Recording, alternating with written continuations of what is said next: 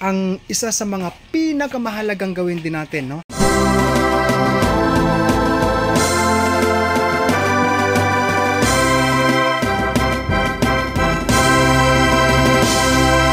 Mga ka-farmers, magandang araw po sa ating lahat. For today's video, gusto ko pong i-share sa inyo ang update ngayon sa akin pong baboy inahin na meron pong yellow ear tag sa kanya pong tainga, ano.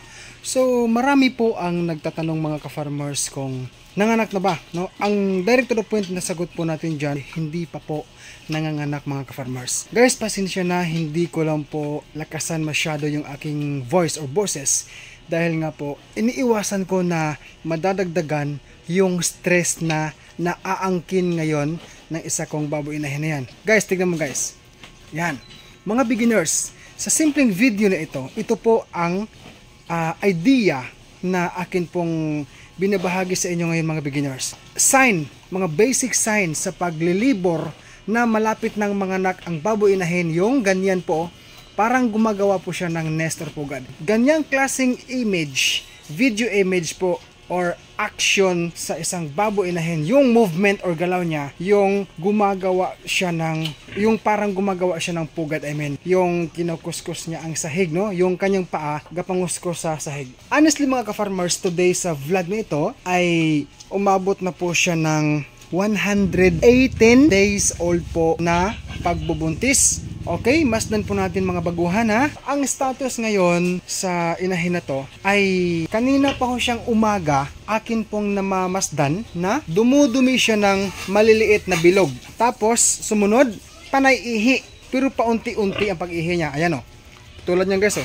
Katatapos na niya naglabas ng ihi niya. No? Actually kanina pa yan siyang ganyan eh. Ayan guys. Ito. Yan. Yan.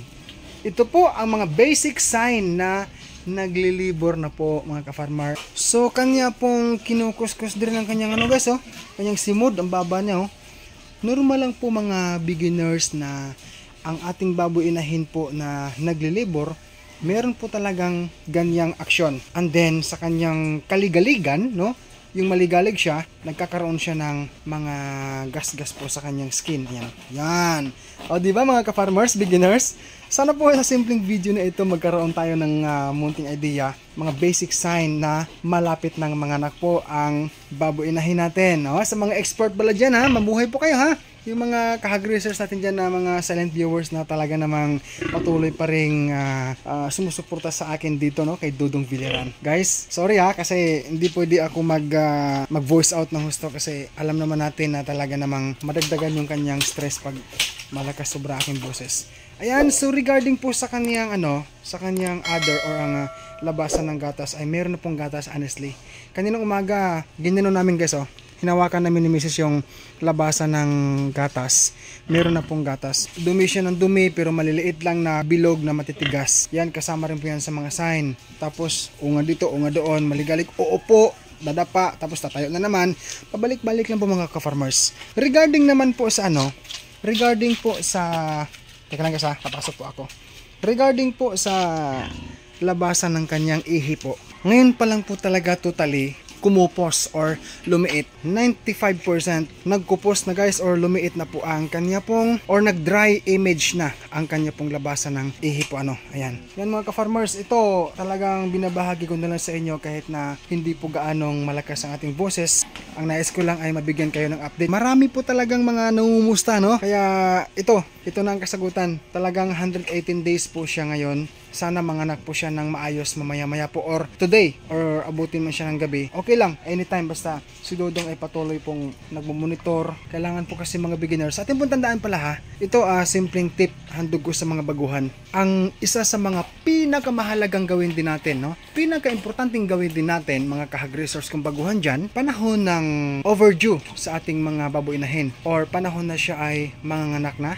Tayo bilang hog raiser, relax lang po. Ulitin ko po ha, relax lang po tayo. Huwag po tayong maligalig, huwag po tayong kabahan, huwag po tayong sobrang ma-excite. Kasi ganito yan. Kuya Dudong, ba't mo sinabi na kailangan mag-relax? Kalma lang. Kalma lang. Ang reason kung bakit kailangan natin mag-relax mga ka-farmers, beginners, panahon ng mga nakay na yung ating mga baboy inahin dyan, hindi po kasi natin pwedeng gawin na maligalig tayo mismo bilang hog raiser. Huwag tayong maligalig, be relax, keep calm, no? Kalma lang tayo. Para ang ating baboy inahin na nagle-labor or yung lumalagpas na sa kanyang due date, katulad nito, sample na lang sa aking baboy inahin, madadagdagan po kasi ang kanilang stress, no? Ulitin ko po, mas lalo pong madadagdagan yung kanila pong stress na naaangkin mula sa paligid, no? Speaking of paligid, yung init, no? Like this one, oh. Yan.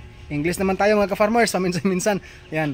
So sa init po ay meron pong stress na natatanggap yung ating mga baboy inahin. Not only inahin, lahat ng klaseng baboy, fatining man, barako o mga biik, no? Relax lang po tayo.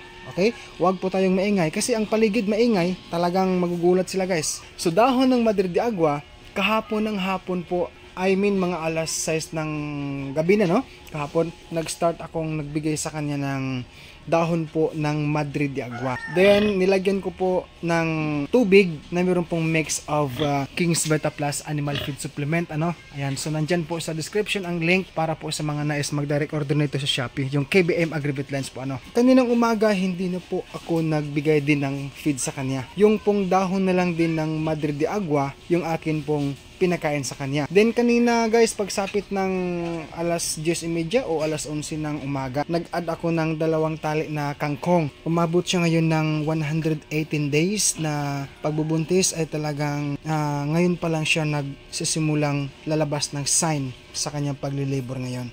So, sumunod, hindi ko na po siya paliguan ngayon. Ha, linawin ko lang ha. Ngayon po ay hindi ko na siya pwedeng paliguan kasi nga mas lalo po siyang ma-stress dahil ang sobrang init na paligid po, tapos nahingal siya. Pag salubungin natin sa malamig yan na tubig, malamig. So pag nagkasalubong yan, baka magka-problema pa ang kanyang health or katawan niya. Then regarding naman po sa kanyang sa kanya pong mga biik sa loob ng tiyan, chine-check ko po kanina, actually malilikot pa rin po, gumagalaw pa rin. So sana po ang kanya pong pagpanganak ay magiging okay, magiging maayos po So mga ka-farmers, ito lang po muna ang aking maibigay na update sa inyo, no? Sa ulitin po, pasensya na ho sa ating hindi malakas na boses ngayon dahil nga po siya ay kasagsagan ngayon ng kanyang ganyang sitwasyon guys. Oh.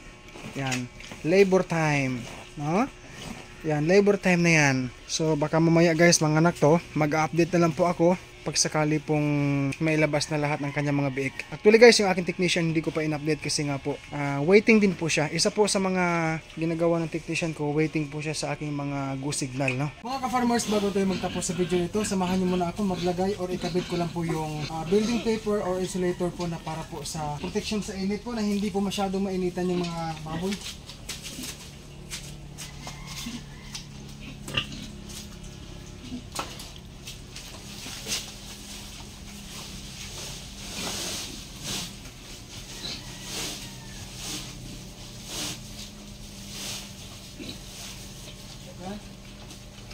Yung bili ko nito mga ka-farmers, tag 70 pesos po per meter, no?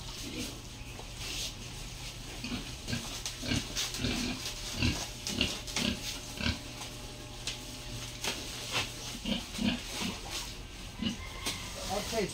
Ang King's Vita Plus Animal Feed Supplement mabibili po sa Agri-Vet Stores nationwide. Kung hindi ito available sa inyong lugar, maaari po kayo mag-direct order sa Shopee sa KBM Agri-Vet Lines. Pwede rin sa Facebook page ng King's Vita Plus Animal Feed Supplement. Link nila ay nasa description. O pwede po kayo mag-text o tumawag sa kanilang cellphone number 0917-795-0220. Available po ang COD or cash on delivery. Maraming salamat po for watching this video at sa inyong suporta sa akin. Mabuhay po kayong lahat viewers. God bless po sa ating lahat.